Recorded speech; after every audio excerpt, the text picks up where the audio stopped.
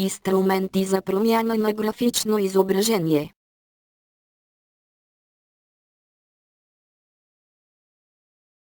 Стартиране на графичен редактор. Селектирайте изображението с ляв бутон на мишката, след това кликнете с десен бутон, отваря се падащо меню, от което селектираме OpenWidth. Отваря се допълнителна падаща лента, от която селектираме Microsoft Office, приложението за обработване на графично изображение. Ротация на изображение. Кликнете на категорията Picture. Отваря се падащо меню, от което селектирайте Rotate and Flip.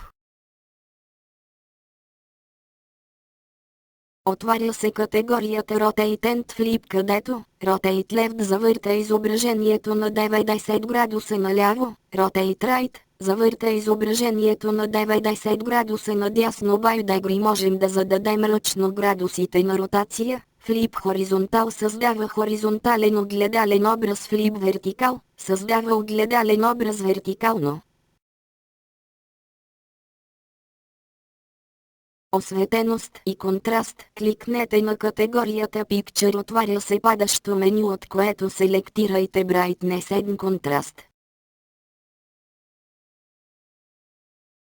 Отваря се категорията Brightness and Contrast. Бутона Auto Brightness извършва автоматична корекция на светлината. Чрез плъзгача Brightness можем да затъмним или осветим изображението. Чрез плъзгача Contrast можем да променяме контраста на изображението.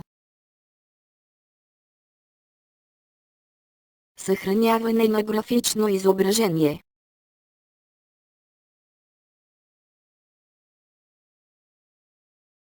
Кликнете на категорията Файл. Отваря се падащо меню, от което селектирайте Save As.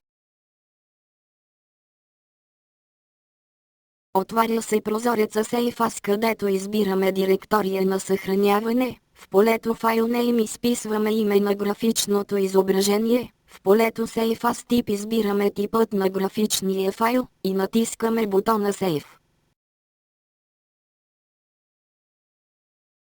Приятна работа с графичните изображения!